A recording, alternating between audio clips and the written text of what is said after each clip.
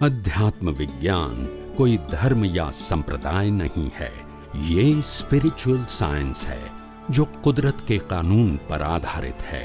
ये विज्ञान पूरे ब्रह्मांड के सभी रहस्यों को उजागर करता है और जीवन के सभी पहलुओं को समझने के लिए एक नई दृष्टि देता है।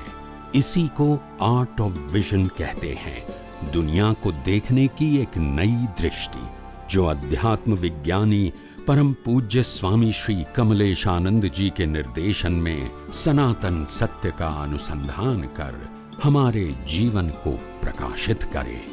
जय सच्चिदानंद। हमारी पूरी लाइफ जो है या पूरा जीवन जो है वो एक रिसर्च होना चाहिए, एनालिसिस होना चाहिए और उसके आधार से हम अपना भविष्य तय कर सकते हैं। केवल अपने जीवन को बिना एनालिसिस देखोगे, मतलब फिर क्या होगा कि एनालिसिस करने की जो पद्धति है या तो रिसर्च करने की पद्धति है, वो ही सोशल लाइफ में, रिलीजियस लाइफ में और स्पिरिचुअल लाइफ में वो ही प्रोसेस काम में आएगी। और इसीलिए मैंने कहा कि हमारे जीवन में रिसर्च बहुत आवश्यक है। और पहले जमाने में मैंने पहले भी कहा कि हिंदुस्तान के अंदर, भारतवर्ष के अंदर सभी लोग पढ़े या अनपढ़, जितने भी हमारे social, religious and spiritual field था, साइंस का भी फील्ड था, ये सभी फील्ड के अंदर सब लोग रिसर्च वाले थे, साइंटिस्ट थे, कुछ न कुछ संशोधन करते थे और अपनी सोच को, समझ को अपग्रेडेशन करते रहते थे। मगर उस जमाने में इतनी सारी किताबों वगैरह नहीं थी, तो आम लोगों को मालूम नहीं होता था। और इसीलिए जब मालूम हुआ तो लोगों को मालूम हुआ कि कई सालों पहले ये व्यक्ति ने इस प्रकार की बात कही थी जो आज सिद्ध हो रही है। तो इसीलिए मेरा कहने का एक ही मकसद है कि हम सब साइंटिस्ट बने। हमारा विजन साइंटिफिक होना चाहिए, थ्योरेटिकल नहीं होना चाहिए। आज जो हम किताबों की बात करते हैं वो किताब गलत नहीं है, किताब के अंदर जो लिखा है वो आज हमारे लिए थ्योरेटिकल है। उसको जब एप्लीकेशन करेंगे तभी मालूम होगा कि हम कितना इसको अप्लाई कर पाते हैं और कहाँ करेक्शन करने की जरूरत है, practically due to the circumstances and situation. अगर ये नहीं करोगे तो मैकेनिकल प्रोसेस होगी। उन्होंने कहा रोज राम राम बोल रहा था, राम राम बोलते रहे, इसमें साइंस कहाँ आएगा, इसमें रिसर्च कहाँ आएगा। हाँ, मन की शांति जरूर मिलेगी, वो मना नहीं करूंगा, मगर उसमें कोई रिसर्च नहीं है, ऐसा मैकेनिकल प्रोसेस। तो ये मैकेनिकल प्रोसेस आत्मा की हाजिरी में जो आप करते हैं और जो हिंदुस्तान के लोग जो डेवलप बोला जाता है, वो डेवलपमेंट का कोई मीनिंग ही नहीं रहा। आपकी हर बात के ऊपर आपकी सोच होनी चाहिए, एक विचार होना चाहिए, एक थिंकिंग प्रोसेस होनी चाहिए, एनालिसिस होनी चाहिए, तभी आपको मालूम होगा कि हम जो सुन रहे हैं, समझ रहे हैं, पढ़ रहे हैं वो सही है कि नहीं, और उसमें हमको अपनी प्रगति के लिए क्या करेक्शन करने की जरूरत है। तो उसको प्रैक्टिकल बोला जाएगा। क्या बोला जाएगा? प्रैक्टिकल। जैसे स्कूल और कॉलेज में हमको पढ़ाता है arts, commerce, science, technology, IT field, ये सब पढ़ाते हैं स्कूल कॉलेज में अलग अलग प्रकार के फैकल्टी में। फिर हम क्या करते हैं, डिग्री तो मिल गई, देन स्टार्ट द प्रैक्टिकल। तो प्रैक्टिकल आएगा तो आपको मालूम है कि degree is equal to practical नहीं होता है, सबको मालूम है कि नहीं? है कि नहीं? तो प्रैक्टिकल अलग चीज होती है, वो जब काम करोगे तभी मालूम होगा कि जो थियरी हमने पास करके डिग्री प्राप्त किया है इज इक्वल टू प्रैक्टिकल नहीं हो सकता है, ये सबको मालूम है। आप समझे ना? जैसे बहन लोग रसोई बनाएंगे तो प्रैक्टिकल क्या होगा, तो उसको मालूम है 5 व्यक्तियों की रसोई के लिए इतना इतना चीज चाहिए, इतना इतना मसाला चाहिए। अब ये मालूम भी है, मगर जब डिफरेंट एनवायरनमेंट में जाएंगे तो उनका टेस्ट अलग होता है, तो आपको आपका प्रैक्टिकल बदलना पड़ेगा। आप राजस्थान जाओगे तो वहां सॉल्ट ज्यादा खाते हैं, आप समझे, वहां शुगर नहीं डालते हैं। यहाँ क्या होता है गुजरात में शुगर डालते हैं। तो आप कहोगे ऐसा क्यों? नहीं, ये प्रैक्टिकल होना चाहिए। वहां के लोग यहाँ को पसंद नहीं करेंगे, यहाँ के लोग वहां की बात पसंद नहीं करेंगे, क्योंकि सबका अपना अपना तो टेस्ट का मतलब होता है प्रैक्टिकलिटी। ऐसे ये मैंने स्थूल बात किया खाने पीने की, ऐसे हर बात में देखो, कपड़े में देखो, सबका टेस्ट क्या है, सिलेक्शन देखो, सबका टेस्ट क्या है, तो अलग ही है। तो test is a individual matter, it is not like a general books. समझ में आ गया? किताब नहीं है वो। तो इसीलिए हर व्यक्तियों का, आज देखो 24 तीर्थंकर भगवान केवल ज्ञान प्राप्त किया, मगर 24 तीर्थंकरों का प्रेजेंटेशन अलग अलग था। क्यों? अनुभव तो एक ही हुआ, अनुभव एक हुआ, तो एक दूसरे ने एक दूसरे की कॉपी क्यों नहीं किया? तो बात क्या आ गई फिर? बात प्रैक्टिकल आई कि नहीं आई? अगर केवल ज्ञान का अनुभव एक ही है तो क्या उत्तर जवाब में ये निकलेगा, कॉपी निकलेगी? नहीं निकलेगी। जो प्रोसेस से उन्होंने केवल ज्ञान प्राप्त किया है वही बात उनसे जवाब में निकलेगी। दूसरा तीर्थंकर जो प्रोसेस से केवल ज्ञान हुआ है वही बताएगा ना। अल्टीमेट रिजल्ट एक है, but the process is each and every केवल ज्ञानी इज अ इंडिविजुअल। इसीलिए साइंस का मतलब होता है ईच एंड एवरी पर्सन वो रियलाइज खुद करे, क्या करे, और उसमें जो कठिनाइयां आती है, दिक्कत आता है, उसको कैसे सॉल्व किया जाए, कैसे समझा जाए, इसको रिसर्च कहते हैं। फिर मैकेनिकल करोगे तो फिर आप कहोगे भी ये तो मैंने गुरु ने कहा है तो मैं करता हूँ, हमारे किताबों में लिखा है, शास्त्रों में लिखा है, इसलिए मैं करता हूँ। तो ये भी उत्तर है, ये विचारक व्यक्तियों का उत्तर नहीं हो सकता है। It's a mechanical answer. तो मैकेनिकल आंसर वो थिंकर व्यक्तियों का उत्तर नहीं हो सकता है। इसीलिए मैंने सुबह की बात बताई, हर व्यक्ति को प्रैक्टिकल होने की जरूरत है। बेसिक बात करना एक अलग बात है और प्रैक्टिकल बात करना अलग बात है। स्वामी जी जय सच्चिदानंद। जय सच्चिदानंद। આપણે आत्मसिद्धि शास्त्र का एक पंक्ति का अर्थ समझाइएगा। उसमें लिखते हैं कर्ता भोक्ता जीवन विभाव वर्ते ज्या वृत्ति वहे निज भाव में थयो अकर्ता त्या। तो इसका जरा मीनिंग समझाइए, क्या कहना चाहते हैं? लास्ट में क्या बोला? वृत्ति वहे निज भाव में थयो अकर्ता त्या। थयो अकर्ता त्या, वो तो सिंपल, उसका अर्थ ही यही है ना। कर्ता भोक्ता क्या है? कर्ता भोक्ता जीवन विभाव वर्ते ज्या। कर्ता भोक्ता में विभाव हो गया। क्या हो गया? अज्ञानी को क्या होता है? कर्ता भोक्ता में स्वभाव होता है। स्वभाव मतलब कर्ता भोक्ता ही उनका जीवन है। कर्ता भोक्ता दृष्टि से जीवन जीना, देखना, जानना, समझना, स्वीकार करना, वही उनका जीवन है और वही उनकी दृष्टि है। तो जिनकी दृष्टि में कर्ता भोक्ता विभाव हो गया, क्या हो गया? स्वभाव नहीं, विभाव वर्ते। विभाव मतलब खुद का स्वभाव नहीं है, प्रकृति का स्वभाव है। स्वभाव का मतलब मेरा स्वभाव, मैं उसको, प्रकृति कर्ता भोक्ता हो सकती है, मैं कर्ता भोक्ता नहीं हूं। इसीलिए मेरे लिए कर्ता भोक्ता मेरे लिए विभाव है, स्वभाव नहीं। विभाव बढ़ते जाए। और इसीलिए कहा बाद में क्या कहा? वृत्ति वही निज भाव करता है। तो अपने वृत्ति वह निज भाव में, अपने भाव में रहे, थयो करता है, तो इसीलिए वहां अकर्ता हो गए। अगर खुद के स्वभाव में रहेगा, वृत्ति भय निज भाव, निज यानी खुद के स्वभाव में, स्व स्वभाव में, तो वो अपने आप अकर्ता हो जाता है। वो अकर्ता बनने की जरूरत कि इकट्ठा किया, अंदर भरा, आप मिले, दादा भगवान मिले, आप जो बोलते हैं दादा भगवान ने जो कहा हमने पढ़ा, समझने का प्रयत्न किया, लेकिन हमारी गलती कहाँ होती है? वो बोलते हैं, जो आशय से बोलते हैं हम अपने आशय से समझते हैं।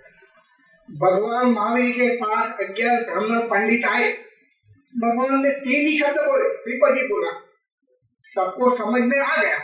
उनका उपादान अच्छा था, सबने अच्छी तरह से शास्त्रों का ज्ञान हो गया। हमारा उपादान नहीं है, आप जो बोलते हैं हम समझते हैं, लेकिन अपनी बुद्धि से समझते उसका अर्थ का अनर्थ हो जाता है। हम इतने वर्ष हुए 10, 15, 25, हम सोचते हैं क्या हुआ, अंदर आनंद प्रकट नहीं होता। आनंद प्रकट नहीं होता है, इसका मीनिंग ऐसा है, हम ज्यादा अच्छा समझे नहीं है। मैं आपको पूछना चाहता हूँ कि दादा भगवान ने हमको 5 आज्ञा दी, उसमें व्यवस्थित और फाइल का निकाल, हम आज तक व्यवस्थित क्या है वो समझ ही नहीं पाए। हम बोलते हैं ये व्यवस्थित है, क्या व्यवस्थित है, समझे तो नहीं है। संसार ने बोल दिया सब व्यवस्थित है, फाइल का निकाल दो। अरे भाई, फाइल का निकाल अंदर भाव से करने का है, निकाल करने की तुम्हारे में ताकत ही नहीं है। मैं क्या बोलता हूँ सर, व्यवस्थित का जो ज्ञान है उसको मुझे समझ चाहिए। अभी जैन दर्शन में 5 समवायी कारण बताए हैं। पहला स्वभाव बताए, नियति बताया, नियति को भविष्यवक्ता भी बोलते हैं, पुरुषार्थ बताया, कर्म बताया और काल बताया। ये 5 समवायी कारण होता है तो ही काम होता है। दादा ने उसके लिए व्यवस्थित शब्द दिया, साइंटिफिक सर्कमस्टेंशियल। दादा ने समझा कि ये लोग मेरे पास जो आए हैं उनको इस तरह से समझाएंगे तो ही समझेगा, वो ज्यादा समझ में नहीं पाते। ठीक है, हमने भी सोचना शुरू किया कि दादा क्या बोलना चाहते हैं। अभी मेरा सवाल ये है, ये जो व्यवस्थित है, ये व्यवस्थित में मेरा कितना पार्ट है? ये कुदरत करती है कि उसमें मेरी जिम्मेदारी है? जो मेरी जिम्मेदारी है तो ये व्यवस्थित मैं कैसे चेंज करता है? मैं बना बारिश का जो व्यवस्थित है उसमें जो मेरा पार्ट है तो मुझे आज से सावचेत हो जाना चाहिए, और मेरा पार्ट नहीं है तो हम जो करते हैं वो नहीं करते। मुझे मालूम नहीं होता इसमें नियति है कि क्या है, पुरुषार्थ क्या है, कर्म क्या है। हम सब बोलते हैं, शब्द में सब बोलते हैं, लेकिन उसका मीनिंग समझ नहीं पाते। उसके लिए गड़बड़ क्या होती है, हमारा रास्ता तो वही है, वही हम चेंज नहीं कर पाते। मुझे आज जानना है, आप हमको क्लियर कर दो कि व्यवस्थित क्या है, क्या हम व्यवस्थित बदल सकते हैं? जो बदल सकते हैं तो हमें क्या?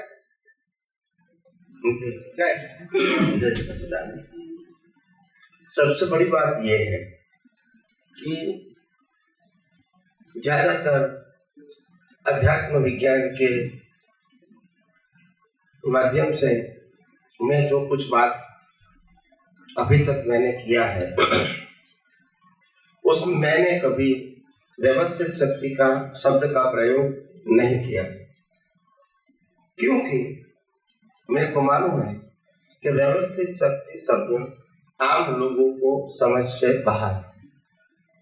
इसीलिए बाहर है, उसका उत्तर ज्ञानी पुरुष दादा भगवान ने खुद ने दिया है कि मेरे को 10 लाख साल के बाद व्यवस्थित शक्ति का अनुभव हुआ। ये उन्होंने खुद के लिए कहा, और वो ऋषभदेव भगवान के समय भी थे, वो भी उन्होंने कहा है, मैंने नहीं कहा।